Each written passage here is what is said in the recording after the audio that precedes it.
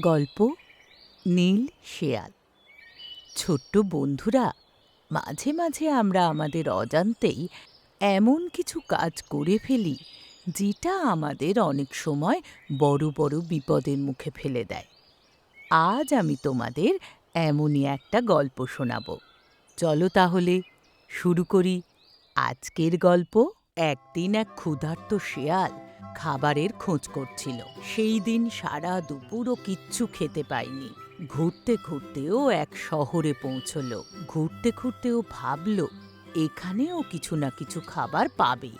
কুকুর আর মানুষদের দেখে ভয় পেলেও সে খিদের জন্য সব ভুলে গেল। হঠাৎ করে ও কুকুরদের ডাক শুনল। ও ভয় পেয়ে পালিয়ে গেল, কিন্তু কুকুরেরা ওর পিছু নিল। দৌড়তে দৌড়তে ওরা ওর কাছে পৌঁছল। ও একটা ধোপা বাড়ির জানলা খোলা দেখে সেখানে ঢুকে পড়ল। ও খেয়ালই করল না সেখানে একটা গামলায় নীল রং ছিল। শেয়াল সেই গামলায় পড়ে গেল। শেয়াল গামলা থেকে বেরিয়ে এসে দেখল যে কুকুরেরা চলে গেছে। তারপর সে নিজের দিকে তাকিয়ে দেখল যে সে নীল রঙের হয়ে গেছে। তখন সে ভাবল যে সে এখন কি করবে। ভাবতে ভাবতে সে জঙ্গলে পৌঁছল। ওকে দেখে সমস্ত পশুরা ভয় পেয়ে পালিয়ে গেল। ও তখন ভাবল যে ওরা কত বোকা, তার মতো একটা সাধারণ শেয়ালকে দেখে ভয় পাচ্ছে। তখন তার মাথায় একটা দুষ্টু বুদ্ধি এলো। তখন সে গলার স্বর বদলে সবাইকে ডাকলো, তোমরা কোথায় যাচ্ছ? ভয় পেও না, এসো আমার কাছে।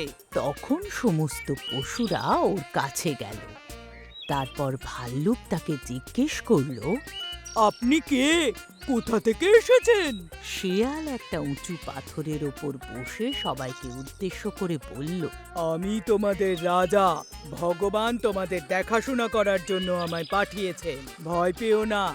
সমস্ত পশুরা ওর কথা বিশ্বাস করে ওকে বলল, হে প্রভু, আমাদের ক্ষমা করুন, আপনি আমাদের নতুন রাজা, আপনার জন্য কি করতে পারি? এই কথা শুনে শেয়াল খুব খুশি হয়ে বলল, আমার খেয়াল রাখতে হবে, আমাকে সম্মান করতে হবে। তখন পশুরা বলল, হে প্রভু, আমরা আপনাকে সম্মান করব। আপনার যা প্রয়োজন আমরা সব নিয়ে আসব। আপনার ইচ্ছে পূরণ করব। তখন শেয়াল ভাবল যে তার এই বুদ্ধি কাজে এসেছে। এই পশুরা কতটা বোকা। একদিন ওই নীল শেয়ালের কানে তার চেনা একটা আওয়াজ ভেসে এলো। পাশেই একটা শেয়ালের দল ডাকছিল। সে ওই আওয়াজ শুনে খুব খুশি হলো। তখন সেও সেই আওয়াজের সাথে ডেকে উঠল।